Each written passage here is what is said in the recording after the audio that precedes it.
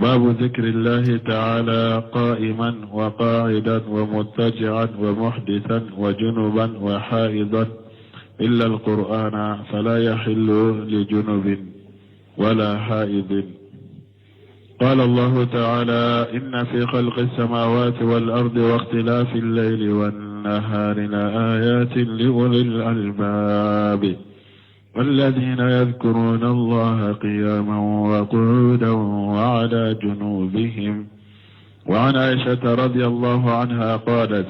كان رسول الله صلى الله عليه وسلم يذكر الله على كل أحيانه. رواه مسلم. وعن ابن عباس رضي الله عنهما عن النبي صلى الله عليه وسلم قال: لو أن أحدكم إذا أراد أن يأتي أهله قال: بسم الله اللهم جنبنا الشيطان وجنب الشيطان ما رزقتنا، فإنه إن يقدر بينهما ولد في ذلك لم يضره الشيطان. متفق عليه. بسم الله الرحمن الرحيم،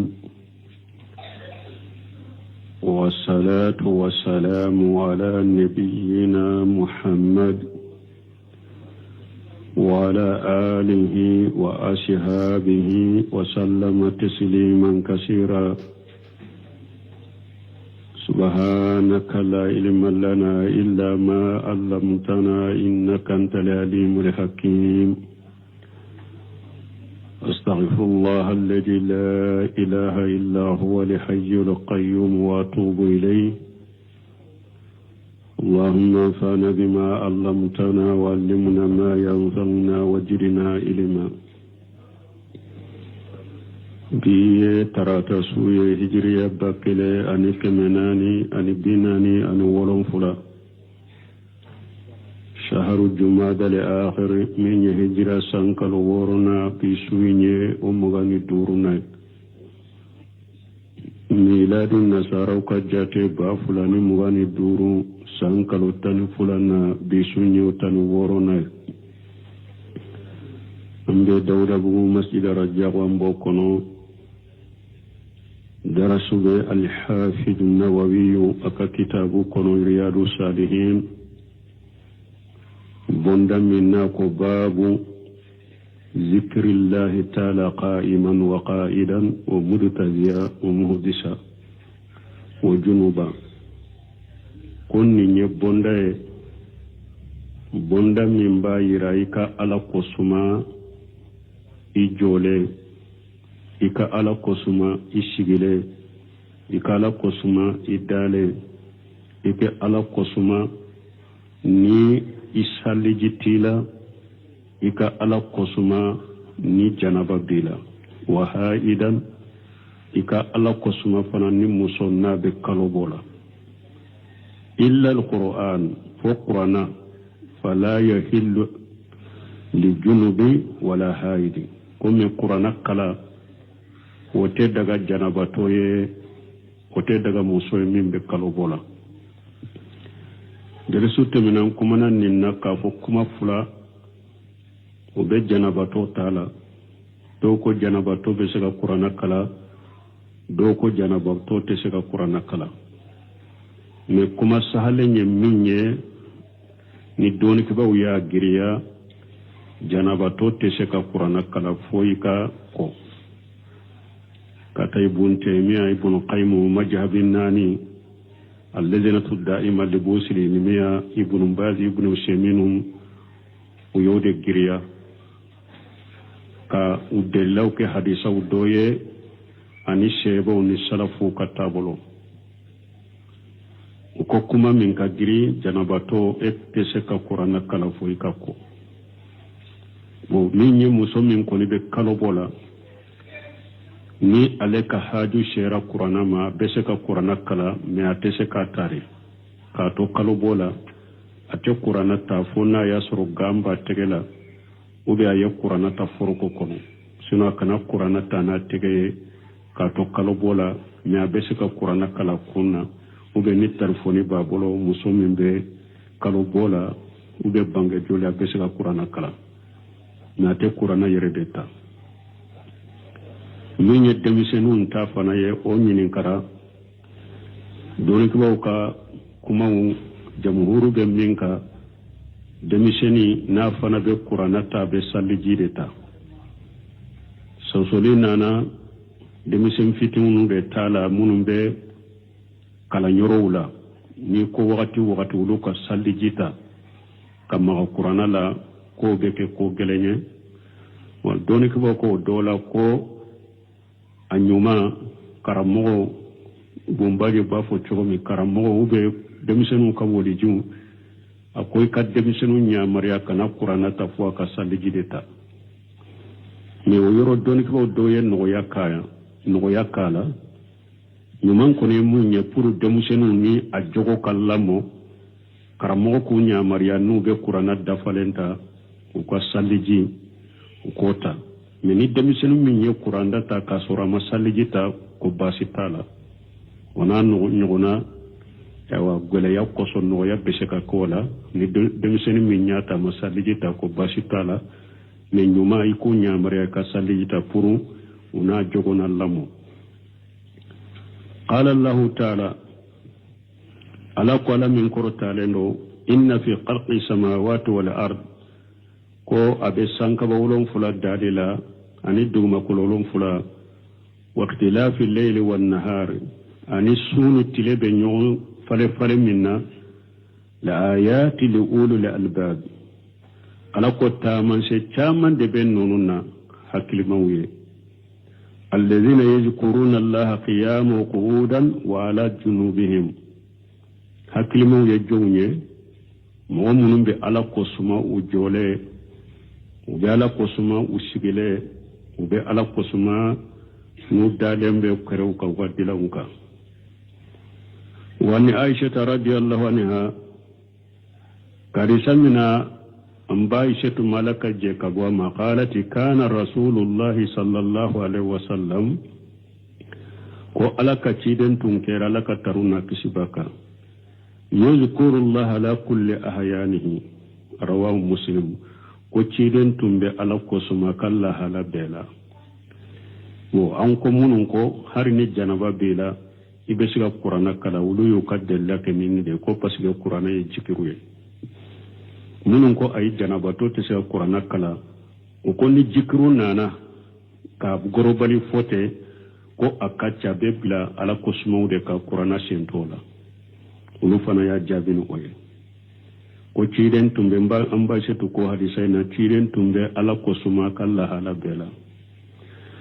وعن ابن عباس رضي الله عنهما كارثة من عبد الله بن عباس ملك جيكبو فلا بهما أن النبي صلى الله عليه وسلم قبل نبي محمد على كتمنا كسبك قال لو أن أحدكم إذا أراد أن يأتي أهله قال بسم الله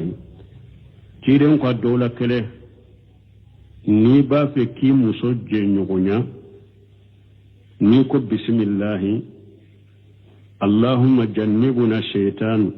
وجنب الشيطان ما رزقتنا فإنه إن يقدر بينهما ولد في ذلك لم يضره شيطان منتفع عليه سيدان كحرا دولا كله نيبني مسوما كاجنغونا نيكو بسم الله نيا دامناني على كتوي اللهم جنبنا الشيطان على إكان كسي شيطان ما وجنب شيطان ما رجعتنا إبان غرجك دمنا إكا شيطان كسوما فإنه تيدنكم من فلة إن يقدر بينهما ولد في ذلك إيمن دعوين فو فإنه إن يقدر بينهما ولد في ذلك فإنه إن يقدر بينهما ولد في ذلك ني على يدي ندول لاتيكي اي نينجي نيغونيا ينا ني على يدوندو لاتيكا فلان نيغونتي نينجي نيغونيا ينا لم يضره الشيطان منتفع على الشيطان تدين تورو نيمبوغا ني حديث بوار مسلم بناكا الصرف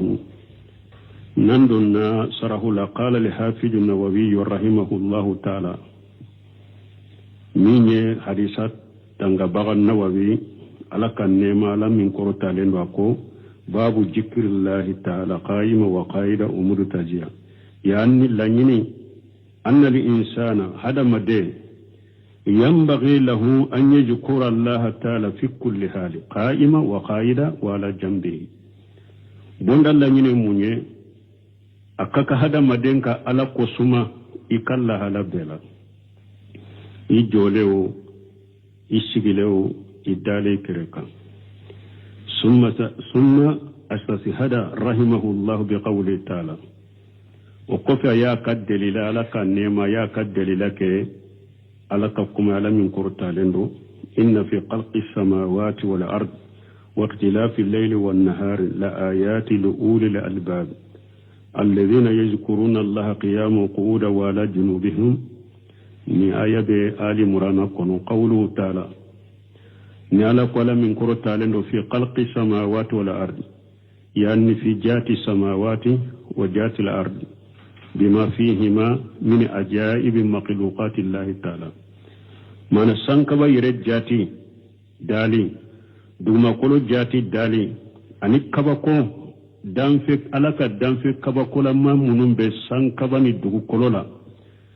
la ayati li ulul albab taman se chama de ben nununa hakil mawye ulul uqud albab yemunye hakil maw alladhina yudrakuna ma bi ayati allah min al hikami wal asrar hakil maw yejonye momuno alaka kodon mi ani alaka gundon mi na ba kaddam feuna na ba katta man shawla momuno bodo فالسماء واشئة آلية سانكبا فليا يروى لندو أقرطا لندو والأرض دوما كلو مستهة مجللة للخلق دو كلو فيش لندو أقلو لندو دام فيوني فيها من آيات الله تعالى dugukolo alakata man shawde be dugukolo kono min albihari wal anhari wal asjari wal jibali wa ghayri zalika min yebbaji wuye ani kow ani iriw ani kudu ani wala nyogono nonu ni alakata man shawde dugukolo kan ma yusadallu bihi ala khaliqiha jallan wa ala min ta manche munu ni mogo be delela kenuye u be delela ira mogola ku dambaga min yuda ko o yirila masa min ka bakrota leno wama wa ikhtilafi al-layli wan-nahari fa ikhtilafu al-layli wan-nahari fi tuli wal qisari wal harri wal bardi wal rakhai wa shiddati wal amni wal khawf min yadugo e wa sunu tile nyogon fale aw su janyali ni surnyali bola mana wakati dola suna janya tirena surnya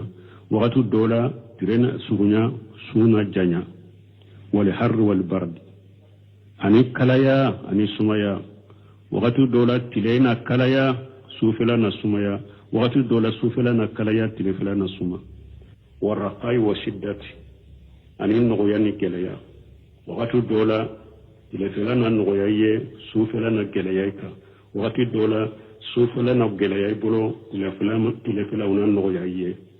wala amune wala qawf ani hakli sigini siranya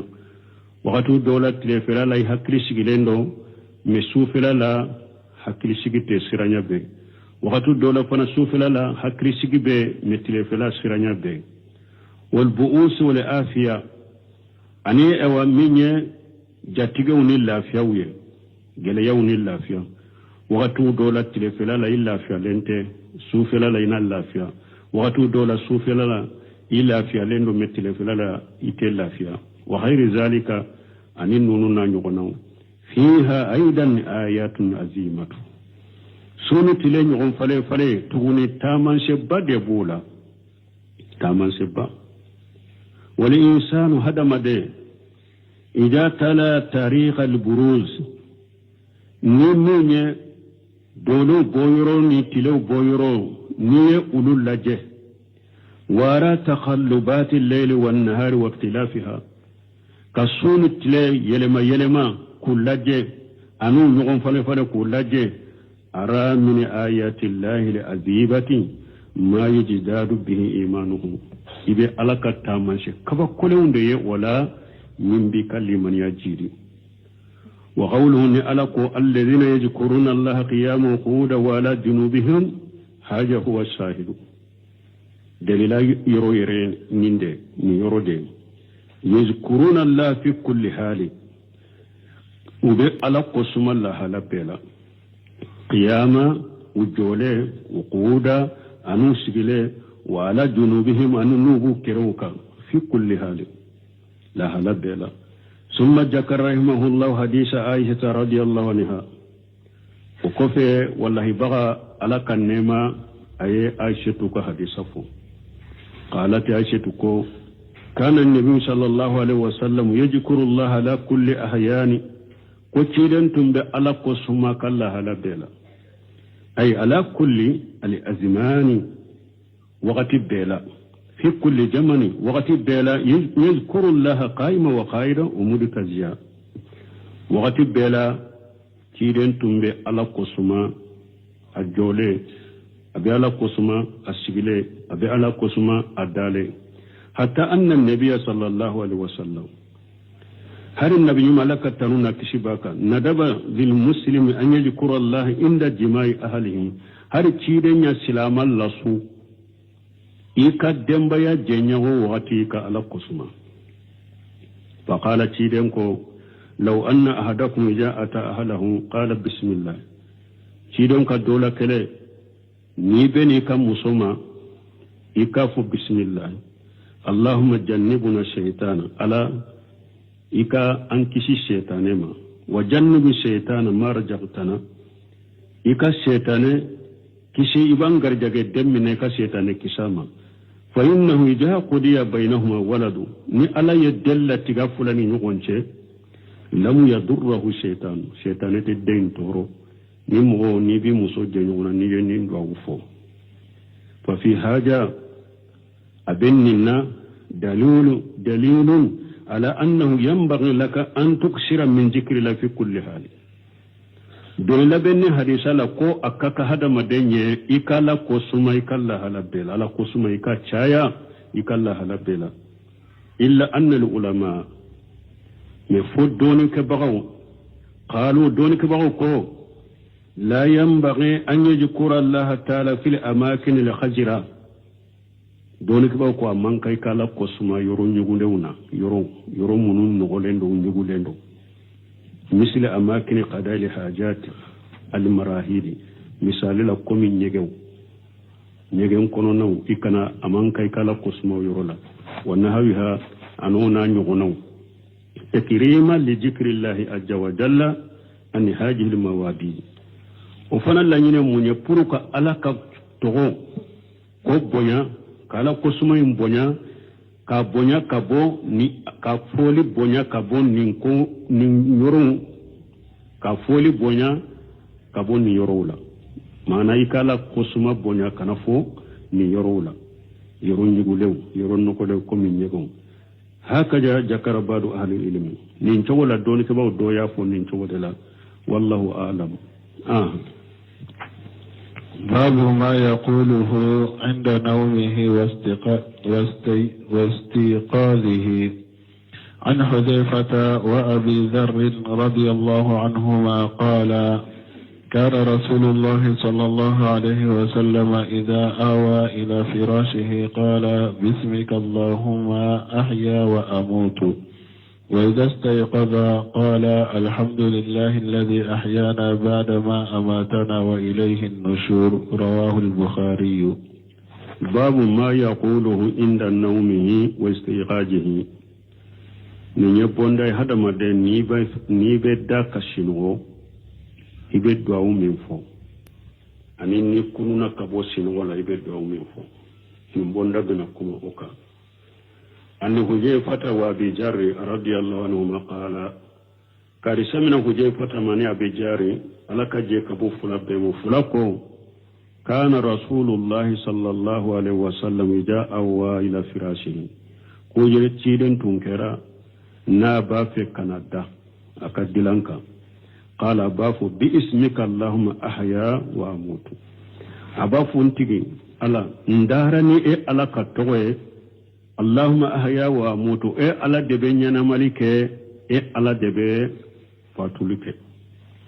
wa idha istayqaza qala alhamdulillahi alladhi ahyana ba'da ma amatana wa ilayhi nusur ni ciden bora sinogola kununa ba fo tanube alaye masammi nyana maya an fatulen kofe parce que sinogo ye saya fitini de awambe be sagi katala de mallagara arwahul bukhari ni hadisa yambo asrahu nando nabnu siminu kasrahu la qala al muallif rahimahullah ta'ala muallifu ko ala kanne mala min kortalenu bawu ma yaquluhu inda nawmihi wa istighajihi ni nyebonda be min fo isinu ko wakati anini kununa min ni'matillahi subhanahu wa ta'ala alaina abe ala kan nema wula ala yen nema munun kanye anna allah sara lana azkara inda nawm wal istiqaz ala ye jikiru do kam masariya sino wakati anini kununa wal akli ani be dumunike wasurbi anini be min wa ibtidaa wa intihaa ani ni be fewndo damina ani ni tilala fewna mana ni be dumuni damina jikuru dobe ni dumuni banna jikuru dobe bal hatta inda dughul qalai bal hari ni hada madem be do nyegendela jikuru dobe allahumma bismillah allahumma inni a'udhu bika min al-khubuthi wal qabaish ni be do nyegena iben ni fo kadoni numanche ni be bonyegena ibe kinisien folo bo iba fo kufuranaka wa inda libas jikru keram masariya ni be finido hadisa una na chogoya fulala fini kura fini donila hadisa donana abasele kudrika hadisa dedo ko ciden tunkera ni aye fini kura soro ko abe fini wele na togoye ni jalamugu de do abafo jalamugu ni doroki de do abafo doroki ni kulushi de do abafo kulushi o kofe abafo allahumma lakal hamdu ntigi ala tanube ya alay anta kasawtanihi ashaluka min khairihi wa khairi ma suni allahu wa a'udhu bika min sharrihi wa sharri ma suni allahu ni ngede ni be doroki kurado fini kura ni alay garjage fini kurano ni ba do ni do be fo abi abu dawuda kono hadisa sahalendo do yin kore munye allahumma lakal hamdu ntigi ala tanubiye anta kasawtanihi ala ede yenne fera boni ni finiye ashaluka min khairihi mbi dele hera min be fini nay ko kenye wa khairu ma suni allahu ani fini ndiralani hera minye ko kenye wa a'udhu bika min sharrihi mbi tanganyini kin kisi fini torama wa sharri ma suni allahu ani fini ndiralani tora min bala ikin kisama do ko nimbe foro ni ye fini kura de soro comme fini sugube har fini munun tumbi bolo kakoro ni be ulu do ko do wore nanay bo afo ulu tala waye jumaye alhamdulillah alladhi kasani haja sawba warjaqanihi min ghairi hawlin minni wala quwwati kufira lahu ma taqaddama min jambi ona nahri sawre la sahalendo ciren ko mogomin ni be ka fini do ko ni nin do awfo iye junubu mishe munun ke kateme alabu ya faye do wonye jumay alhamdulillah alladhi kasani haja sawba tanube alay alam min yin fera boni nin finiye warzaqanihi ayin garjage ala min ghairi hawli kasrun neka yelemate min qawli hawli minni wala quwwata kasoro ne ka yele mate ne ka fangate ala yere de ka garjage do na garjage na ite kiren ko ni mugo min ni bi ka fini do ni nin do awu fo junubu mise munun temene burala bu yafa donc ni fana do awu ye ni be fini do e ba fo woriato imamuna nawawi al imamu nawawi aka kitabu wala ko mi ali azkaru abo hadisa fulay mbonyogona ni be fini kurado ibe do awu folo nyindo fini min te kuraye ikafini wore min ni bado ibe do do fana fo kullu hada bunu yusminu kon munum be flenni kullu hada min ajli an takuna awqatuna ma'murata bi zikrillah azza wa jalla nimbella nyine munye ni jikru kera nimbela hada maden sinogote jikru be ni wala sinogola jikru be ni be dumuni ke jikru be ni be mi jikru be dumuni be damina jikru be dumuni bannan ko jikru be ni no be damina jikru be min no ko fe jikru be inni be do jengena jikru be ni be bonyega na jikru be ni be fini do jikru be be jikru do fu ni mbella nyine munye pour anka wakatu be kake ambolo ni ala ko suma bula ala min kabba ko taleno ولولا أن الله سرى لنا ذلك لكان بدعة ni ala tumman nunun ke amma sariyaye nun mu'min yen nunun ke abeki bulo bidiya de mais ala yu kam sariyan ku ke walakin Allah sara lana haja ni ala yen nunun kam sariyaye min azli an tajdada ni'matahu alaina pour ka kan ne majidanka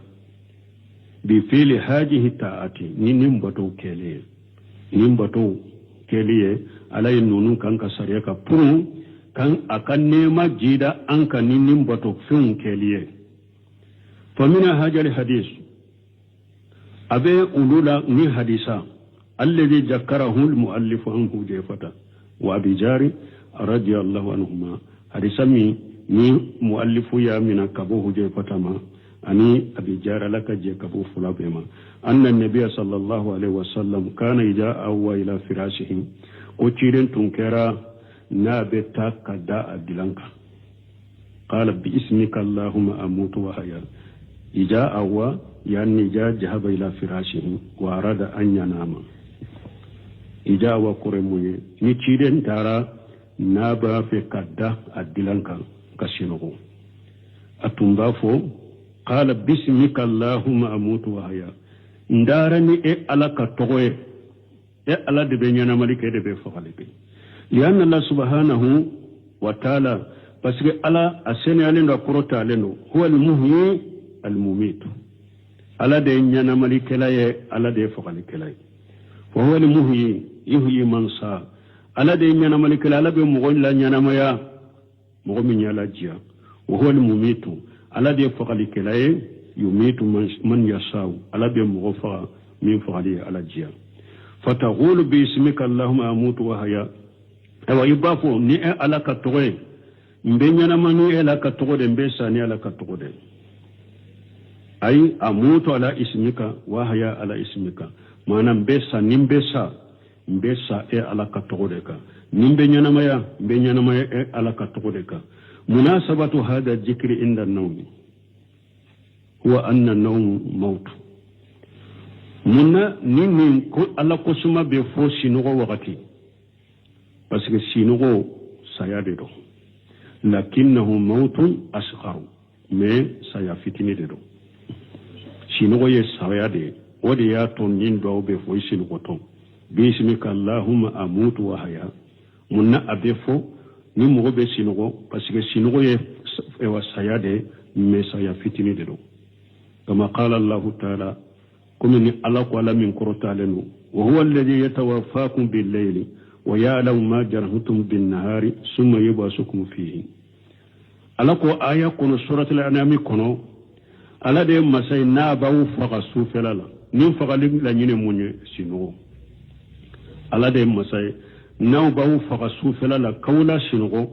wa ya'lamu ma jarahtum bin nahari ewa ala bado fana nitile dugo jera tile felala abe bara mununke ala bodo summa yabasukum fihi o kofi abaw kunu telefalala bebeti kabarala wali haja ninde koso kana rasulullah sallallahu alaihi wasallam ja qama min al-layl kiden tunkera na awlila sufi qala alhamdulillahi alladhi ahyana ba'da ma amatana wa ilayhi an-nusur abafu tanube alay ni kiden borasin wala su kunonala abafu tanube alay masammi nyanya maya an fatulen ko fe tawambe sagi katala dema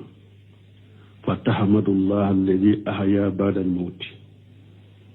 fatahmadullah abi alatanu alladhi ahyaka fatahmadullah ika alatanu الذي أحياك بعد الموت ما سمي نيانا ما يايكا سالين كوفي من يسينوي وتذكر أن النصور يعني الإخراج من القبور أو نيانا مالي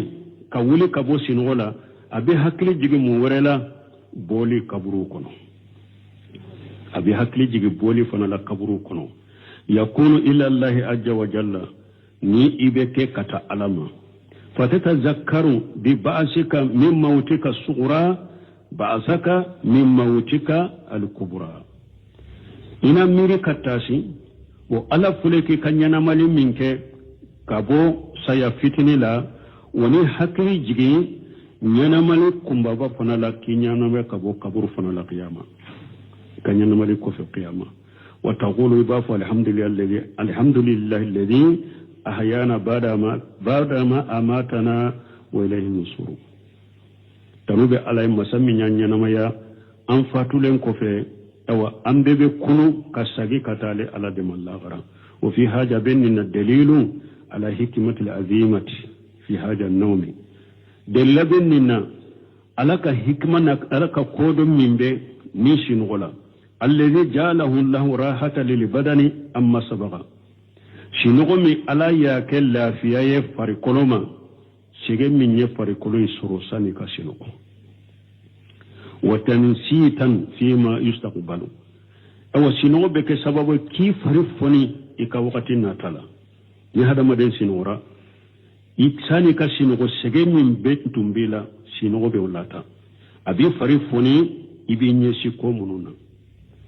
وأنه يذكر أيضا بالحياة الأخرى هذا مدين كنونين كوفي كابو سينوغو فنالا سينوغو بهذا مدين حكلي جيجي لا غرفنا نينا ميالا نمغو سينوغو يكونولا أبي حكلي جيجي لا غرفنا نينا ميالا تذكر بذلك يبال حكلي بجيجي لا غرفنا نينا ميالا ني سينوغو يني كنوني سينوغو يني إذا قمت من قبرك بعد موتك هيا إلى الله عز وجل ni bora ika kaburula ika saya kofe kanyana maya kata alama kununi sinola bi hakli jigi ola wa hada yajiduka imana bil bas min bi hada maden jidi liman yala ika limanani kununi qiyama kununi min be jidi ola abe do fare kalimane kan qiyama kununi wal iman bil bas amrun muhimu ni kalimana ni kununu ya saka kunu ya khiyama kodo komi hamilendo kosobe laula anna li insana yu'minu bi annahu sawfa yub'asu wa yuzazi ala amalihi ma amila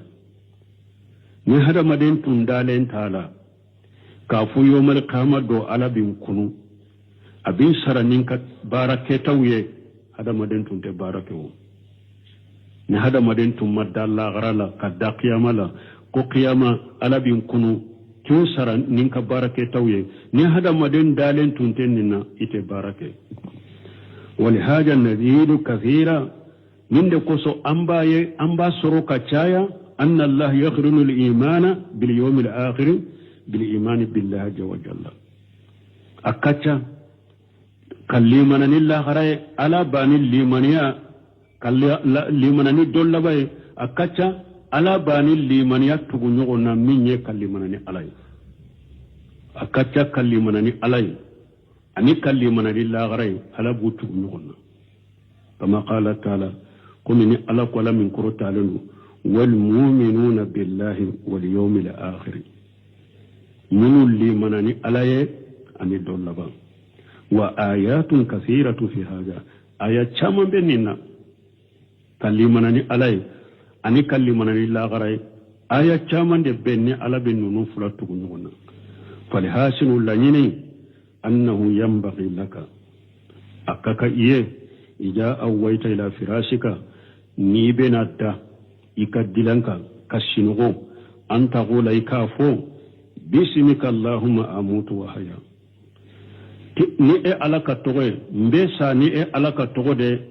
ntigi ala mbenya namaya ni alaka togo de ni be day ka dilan kan ni fo an ko duwa munu fule ni ni mo min bese kan nunu fo arabu kannate ibu fo arabu kannate ni mo min tese ko fo arabu kanna o fo ika kanna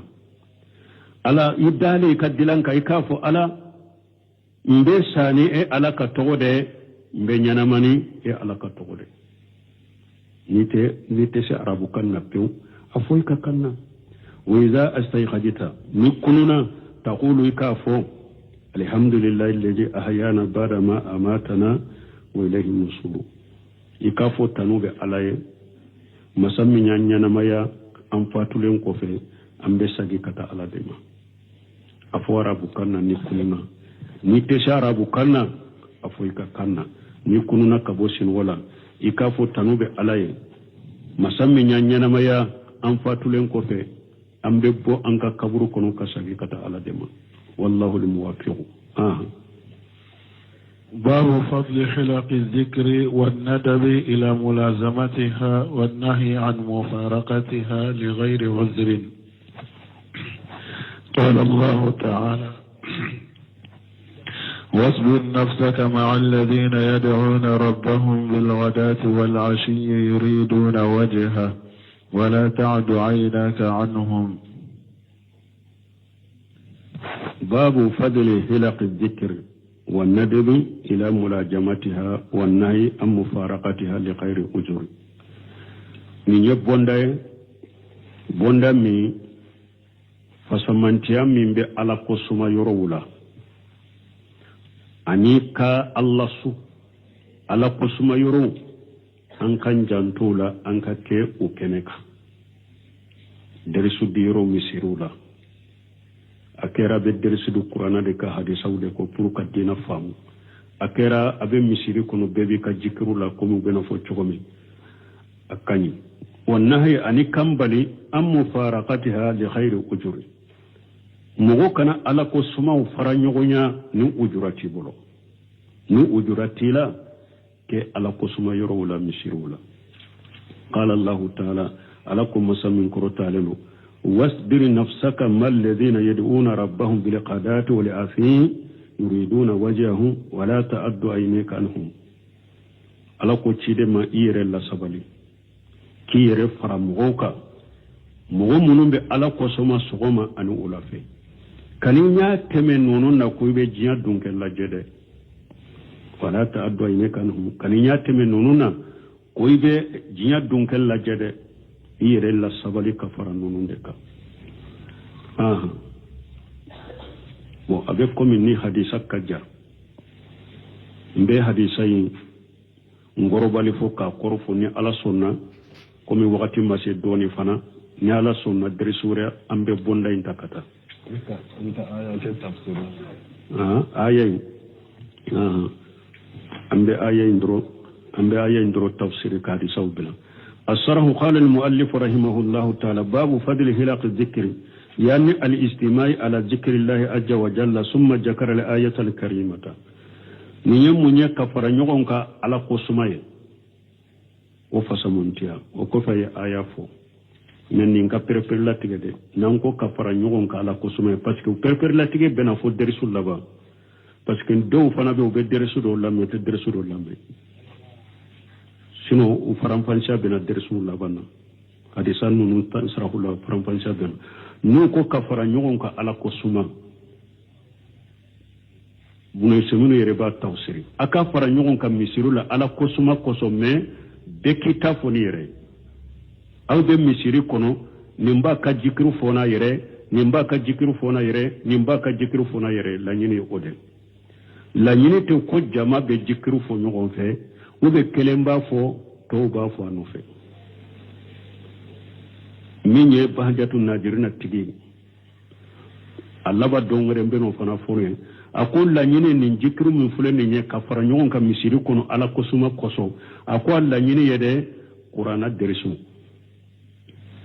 ko qur'ana tawsiri ka derisu di nyogoma ube ciden ka hadisa ko derisu di nyogoma ube qur'ana ani hadisa ka sigi puru aka ulu alla nyogol lakala ulula kumana famu akon ni fara nyogon ka misiri kono la nyini yo ode akon mi sufi ube minke ka fara nyogon ka jikru foni tegere foni kulo ko la nyini toyede sufi nunu ka jikri su jama jikri su fo su akonni hadisa la nyini toye ni hadisa la nyini yede kan ñogol lakkala qur'ana la kan ñogol lakkala ciden ka di sawla ku faamu ni jikuru la ñini ode ni ka faamu u beran perpere la tigi wasbir nafsaka ma alladhina yad'una rabbahum bil ghadati wal ashi yuriduna wajhahu wa la ta'addu aynaka anhum turidu zinata al hayati ad-dunya فأمر الله تعالى نبيه صلى الله عليه وسلم ألا يا كان نبي من يا مريا ألا كتنونا كسباك أن يصبر نفسه ما هؤلاء القوم الفضلاء صرفاء الكرماء كوتشيدن كا يرلا سبالي كفر نمغو فسمانتوكا نمغو كورتالونكا نمغو كرمالونكا وصبر نفسي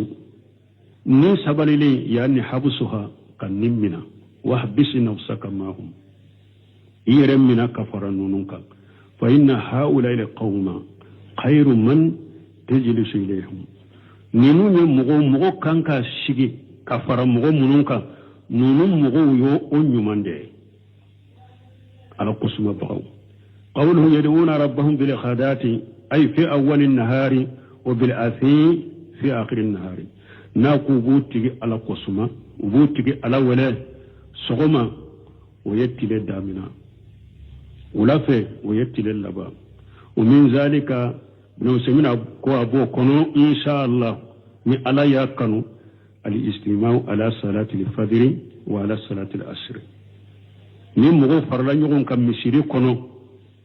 من فجر صلي وبيننا وبدو آيين كنو من مغفر لا يغن كم مسيري كنو لغسر صلي كما وبدو آيين كنو لأن أولى في الصباح بس المفولو فجر صلي وبس صغم دالا والثانية في المساء قادات وأشياء فلنا وفنا بأولى فلالا من يلا أسر صلي قوله يدعون ربهم يريدون وجهه ناقو ووتي على ولا نوب على جاتين لانيني هذا الدليل على إغلاسهم لله جل وعلا ني الدليل كن ننتقل مغدو بسكون قلس عليه نوكو على نيا نيني ناي على نيا وبو نيني ناي مانا وبي على دي نيني نو وكبارويه نمبو كدسون قلس ديرا وأنه لا يريدون من هذا الاستماع والدعاء أن يمدهوا بذلك وتوت فرانيونك ni ala wele min fulen ne uma fara ɲɔgɔn ka ala wele kama furu mɔgɔ k'u tanu uma fara ɲɔgɔn ka ala wele furu mɔgɔ k'u tanu ahum yuqalu ma ajama ibadatahum ube mɔgɔ ka fɔ mɔgɔ ka bato man bon nunu ye ala bato daw ye de uma kɛ ni o ye ma aksaraha nunu ka bato fo man ca nunu ka ala bato ye ما أسبرهم عليها موشي سبلين تبتوك كنونم بو وما كنين من يده لا يريدون حاجة كله نونون تلمغو وكلا ينتن نشيه يريدون وجه الله عز وجل وبي على يري نيود نينيني وبي على يري نينيني وكالا ولي وما فرنيون كالا ولي فرمغو كوتانو وما فرنيون كالا ولي فرمغو كافوما نونون كبتوكو كبوكوي ima fara ɲɔgɔn ka kala wele furu ka fɔ nunu ka bato ka ca koyi uma fara ɲɔgɔn ka kala wele furu mɔgɔ ka fɔ nunu sabalen do ala bato ka koyi a ma kɛ ni min si ye u y'a kɛ ni ala jati de k'u dusun kalasi qawluhu ni ala ko wala tuti man aqfalna qalbahu an dhikrina kana tugu mɔgɔ kɔ dɛ mɔgɔ min n'a dusukun ɲinana ni ala kosumala yani la tatajawwaj anhum mana nim mogo nunu kana teme nunu kare ala kosuma baga nunu wa tufariguhum kana teme nunu ka nugu fara nyogonya wa taqudda tarfa anhum min ajali dunya ni binya tugu kabo nunu na jiya kama kanu kede amma min ajali masalahatin ukhra ajama mimma hum alayhi fala basa min ni tara ko were dela min kan masalaha kabbo kafara kattami nunun fana taka wani ya to yin nunun ta to yi tara wala ba shi tika wala me kanan nunun da fara nyogonya ku ka koto jiya ko kama lakini min ajali duniya fala me jiya ko kama ayi kana temen nunun ka kanunun fara nyogonya jinya ko kama de haula humul qawm nunun ye mogode wa hum ahlu dunya wal akhirati nu ala ko suma bagaw ala kama nunun de ye jinya dunkewye nunun de la gara dunkewye jani la gara be nunun de bolo ni be mogo ni jani la gara be mogo min bolo ala batola min du sun klasi den jinya bale de bolo la gara bale de bolo ولا تطع من أغفلنا قلبه عن ذكرنا واتبع هواه وكان أمره فرطا يعني لا تطع القافلة الذي قفل قلبه عن ذكر الله كان من بقى كان تو كوره مؤمن بسكوننا نكبو على قسمما وكان أمره فرطا أكاكو بكرا برودان تمي واتبع هواه أيان نيندو باتو ودعت عليه الدنيا ودعت عليه أخراه أكاجيا تشيانا بولا كلا غرا تشيانا بولو ننتجي كنا تغاكو ففي هذه الآية الكريمة أبني آية بقلو فضل الاستماع على الذكر والدعاء كفرنيون على قسمة كان الدعاء وفسمن تابني حديثا كنو وفيها فضل الإغلاس أو الدسكن خلاص فنا فسمن تابني آية كنو وأن الإغلاس هو الذي عليه مدار كل شيء كافر دسون خلاصي فين ببيت دسون خلاصي ده كان برمو وفيه أيضا أن الإنسان أبيت آية كنا تغني هذا مدى لا ينبغي له أن يدع أهوال الآخرة والعبادات إلى أهوال الدنيا كو أكاكا هذا مدى إيكنا لاغرا كو توي أني باتو إيكنا أولو توي كتا جيانكو مدى كتا جيانكو مدى بلمو ni hada made ala bato yerola ani ala mau ali ala kusuma bo baturu kelaw ni ma sabali ke kafara uluge tora min dayka ibe tora min soro ala bato yerola ni ma sabalo koro kamunyo koro ibe ta sabali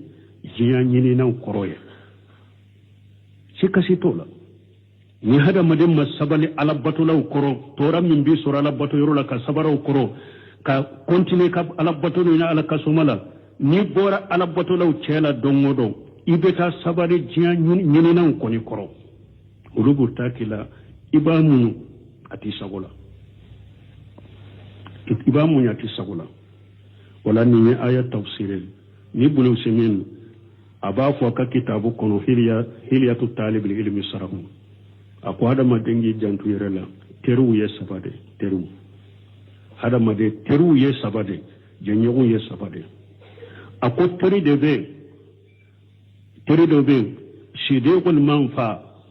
sadiqu al manfa ako teri do be oyen nafa teri yade obi nofe obi ino ko teri ye nafa teri ya ale bi nofe de dro jinya kodo de kama na folo do ube jiya nafado akajiya antere do ale yi je nyogonyo de kama ale ka teriya ye ode akomme dongodo nu otigera misali rabunu senu ba misali dondo na ya nyine fe karasa ika kitabu min fulenya asingama mbalaje ni ko tiala nka kitabu ndese ga singama de sininyere mako bala ako be dimi koro oyina farale ale koni bi no fe janna fa do de kama na ya do janna fa te soroba tigara dongodo ale bi fara nyonya be tige ka boyla ako yala ni nyeteriyewa ako ni nteteriye ako teri e wa fulana ale fana bi je nyogona ami do nyonya na fa yere kama de ale bi no fe etale na fa le te na fa me ki ewa ajje nyogonya munye baro nyogonya doro sufi abe gerena dilefa abe gerena abe baro nyogonya doro aka benya na fi bonyogona ki sugula ka boy kala kuma anafati kai kan nafataka nyale koni bi no fedro wakati do baro kunta undoro nafate baro munona akon min teri fana yere korosi min fana ma teri mate min fana yi ako teri sabana sadiqu fadila teri minye teri fasamantie ale bi no fe dina ko de kama dina ko min bi masiri ala kola abi lasu ko de bili koro ko bi che juguya ala kola abi bo ola abi bo ola na ye defo minye ila abi kunanja ni defo nyebe defo mbila chomi kasoro abi lagosi na ye defo minyila abi kunanja ki ye defo mbe boyla chomi kasoro abi lagosi ama dankarila akon ninde ye tri fasamantiye ni hada maden kamina tri fasamantiye ninde balmo alaka terinyuma ani jenyo nyuma ala kuno ya ni mo kan nim fara birinye korode tuma me aye teri foro fo ako fe machayo e abe aya do fo kafara kay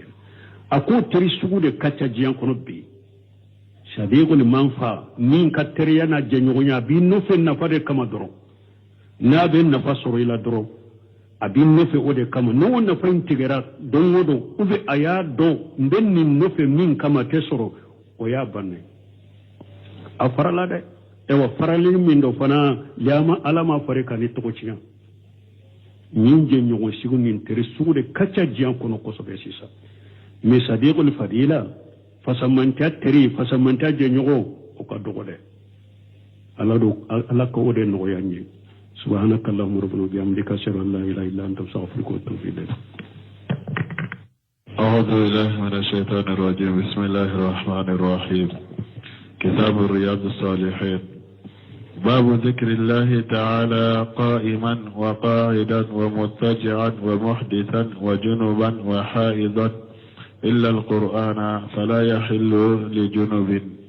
ولا حائض قال الله تعالى إن في خلق السماوات والأرض واختلاف الليل والنهار لآيات لأولي الألباب والذين يذكرون الله قياما وقعودا وعلى جنوبهم وعن عائشة رضي الله عنها قالت كان رسول الله صلى الله عليه وسلم يذكر الله على كل أحيانه رواه مسلم وعن ابن عباس رضي الله عنهما عن النبي صلى الله عليه وسلم قال لو أن أحدكم إذا أراد أن يأتي أهله قال بسم الله اللهم جنبنا الشيطان وجنب الشيطان ما رزقتنا فإنه إن يقدر بينهما ولد في ذلك لم يضره الشيطان متفق عليه بسم الله الرحمن الرحيم والصلاة والسلام على نبينا محمد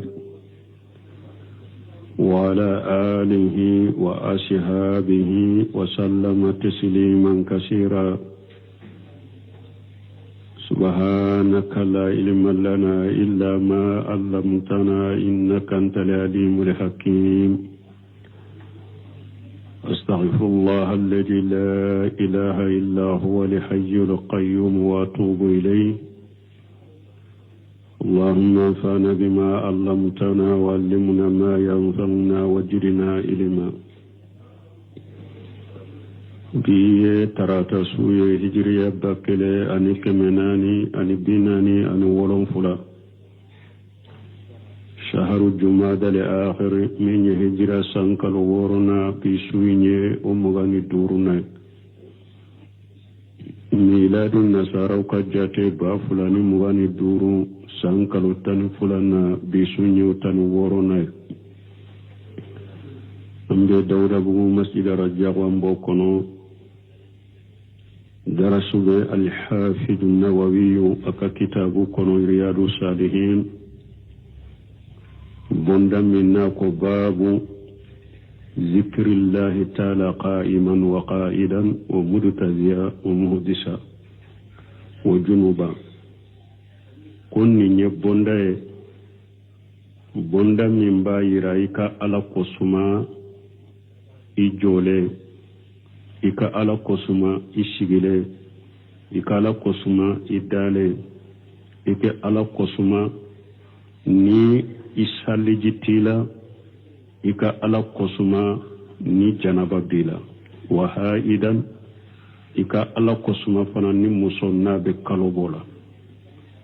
illa alquran fa qurana fala yahillu li junubi wala haidi comme qurana kala wote daga janaba toye wote daga muso min be kalobola jerisu teminan kumana ninna ka fo kuma fula o be janabato tala do ko janabato be se ka kurana kala do ko janabato te se ka kurana kala me kuma sahale nye minye ni doni kibawu ya giriya janabato te se ka kurana kala foyi ka ko kata ibn taymiya ibn qayyim majhabin nani الذين دائما لبوسل نميا ابن باز ابن وشيمين ويود الجريا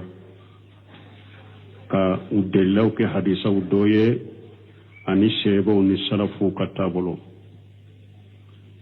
وكوكما من كجري جنباتو اكتسك قرانا كالفو يكاكو ومين يمسو من كوني بكالوبولا ni ale ka haju shera kurana ma bese ka kurana kala me atese ka tare ka to kalo bola ate kurana ta fona ya suru gamba tegela ube aye kurana ta foroko kono sino kana kurana ta na tege ka to kalo bola me abese ka kurana kala kunna ube ni telefoni ba bolo muso min be kalo bola ube bange joli abese ka kurana kala me ate kurana yere deta min ye denmisɛnninw ta fana ye o ɲininkara dɔnnikibaw ka kumaw jamhuru bɛ min ka denmisɛnnin n'a fana bɛ kuranna ta a bɛ saliji de ta sɔsɔli nana denmisɛn fitininw de ta la minnu bɛ kalanyɔrɔw la ni ko wagati olu ka saliji ta ka maga kuranna la k'o bɛ kɛ ko gɛlɛn ye wa dɔnnikibaw k'o dɔ la ko a ɲuman karamɔgɔ bunbaji b'a fɔ cogo min karamɔgɔ u bɛ denmisɛnninw ka wolijiw a ko i ka denmisɛnninw yamariya kana kuranna ta fo a ka saliji de ta mais o yɔrɔ dɔnnikibaw dɔw ye nɔgɔya k'a la ɲuman kɔni ye mun ye pour denmisɛnninw ni a jogo ka lamɔ karamɔgɔ k'u yamariya n'u bɛ kuranna dafalen ta u ka saliji u k'o ta mais ni denmisɛnnin min ye kuranda ta k'a sɔrɔ a ma saliji ta ko baasi t'a la o n'a ɲɔgɔnna gwɛlɛya kɔsɔn nɔgɔya bɛ se ka k'o la ni denmisɛnnin min y'a ta a ma saliji ta ko baasi t'a la mais ɲuman i k'o ɲamariya ka saliji ta pour u n'a jɔgɔnna lamɔ qala allahu taala